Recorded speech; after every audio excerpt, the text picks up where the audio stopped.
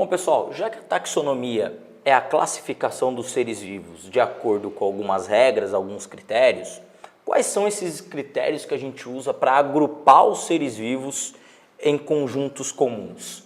Bom, esses critérios podem ser basicamente de dois tipos. Sejam critérios fenotípicos ou fenéticos, onde a gente avalia características fenotípicas, que seria, por exemplo, formato de asa de aves ou de moscas, formato de bico de aves, tipo de pata, ou seja, até proteínas no sangue.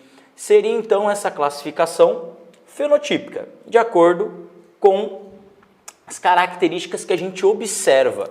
Quanto maior a similaridade das características, maior a proximidade dos grupos. Agora, se eu quero avaliar padrão evolutivo, nem sempre seres parecidos indicam que eles vêm de um ancestral comum. Então, quando eu quero avaliar, ou quando eu quero classificar os seres de acordo com parentesco evolutivo comum, nós utilizamos a classificação filogenética. A classificação filogenética é o que nós chamamos também de cladística. Ou seja, nessa classificação eu levo em consideração aspectos filogenéticos ou a filogenia. Filogenia seria as relações evolutivas entre os indivíduos, certo? Por exemplo, se compararmos aqui um besouro, uma borboleta e uma ave. Dessas três espécies animais, qual delas são mais semelhantes? Bom, besouro e borboleta são insetos, portanto, eles apresentam um grau de semelhança maior entre si. Só que todos eles são animais, portanto, eu sei que os três são relacionados, só que provavelmente existe um ancestral aqui, artrópode, que é mais recente na evolução desses dois seres existentes hoje. Então, provavelmente, existia aqui um animal ancestral que realmente deu origem a esses três indivíduos animais. Porém, provavelmente existiu aqui um ancestral que tinha características pertencentes a borboleta e besouro que não tinha na ave, certo? Então eu consigo montar aqui o que a gente chama de cladística. A cladística, ou árvore cladogênica, nos mostra o padrão ou a ancestralidade em comum dos seres vivos. Isso me mostra parentesco evolutivo.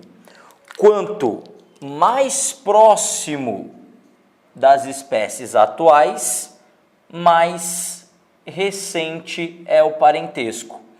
Quanto mais longe, isso é uma escala de tempo, tá? Portanto, quanto mais longe dos seres existentes hoje, maior a distância evolutiva entre eles. Eu sei que existe um animal comum que deu origem às aves, às borboletas e o besouro. Só que esse ancestral comum está muito longe na escala evolutiva. Esse animal que deu origem às aves também deu origem aos artrópodes. Porém, existe um ancestral comum a besouro e borboleta que é mais recente na escala evolutiva do que aquele animal ancestral que deu origem também às aves. Portanto, besouro e borboletas são mais próximos evolutivamente, certo? Se analisarmos também outro aqui, vamos colocar outra árvore, outra cladística, vamos colocar aqui outra cladogênese. Então vamos analisar ave, crocodilo e lagarto. Então, eu vou colocar aqui crocodilo, ave e lagarto. Qual desses você acha que são grupos mais próximos? Bom, crocodilo e lagarto são répteis, então provavelmente eles têm um ancestral comum, certo? Sim, se fosse analisar fenotipicamente. Porém, analisando características homólogas, ou seja, analisando os seres em detalhes, crocodilos e aves apresentam uma homologia maior do que crocodilos e lagartos. Portanto, crocodilos e aves apresentam um ancestral comum mais recente em relação aos lagartos. E eu sei que esse ancestral era um reptiliano. Existia seres reptilianos ancestrais que originou grupos que se transformaram hoje no que a gente conhece como lagartos e um grupo que originou os crocodilos e as aves. Portanto, crocodilos e aves têm um ancestral comum mais recente do que os lagartos, certo? Isso a gente chama de cladogênese. Cladogênese, dentro da evolução, é a formação de espécies diferentes a partir de um ancestral comum para aquela característica. Você fala, poxa, mas ave e crocodilo são semelhantes? Se analisarmos estruturas homólogas, crocodilos e aves são muito semelhantes. Inclusive, esse ancestral comum aqui originou, inclusive, até os dinossauros. Então, dinossauros, aves e crocodilos são muito semelhantes, sendo que a semelhança das aves com os padrões que a gente já conhece de dinossauros é muito grande. Isso indica que as aves originaram na época dos dinossauros. Portanto, elas são descendentes diretas desses seres, ok? Isso nós chamamos de filogenia, relações filogenéticas. Estou analisando ancestralidade comum, de acordo com características homólogas, características semelhantes, não só fenotípicas, mas por biologia molecular, por análise de estruturas anatômicas. Poxa, então isso aqui pode mudar? Pode, gente. E quanto mais a gente vai descobrindo características, quanto mais a gente vai mapeando o DNA, mais a gente vai ajustando esses parentescos evolutivos, certo? Portanto, a filogenia trabalha com relações evolutivas, no que a gente chama de classificação filogenética. A classificação filogenética leva em consideração ancestrais em comum.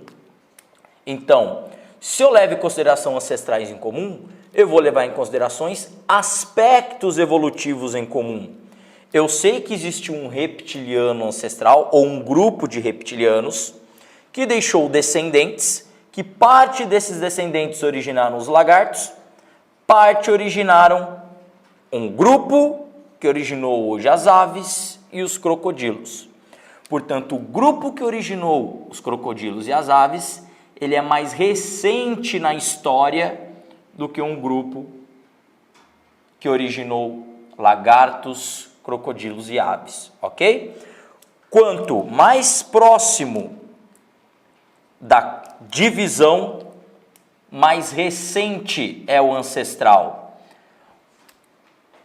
Essa estrutura que nós chamamos de nó, essa divisão, indica que houve um grupo que se ramificou em seres diferentes, que nós chamamos de cladogênese. Evolução por cladogênese significa que os seres foram deixando descendentes que foram se diferenciando em populações, foram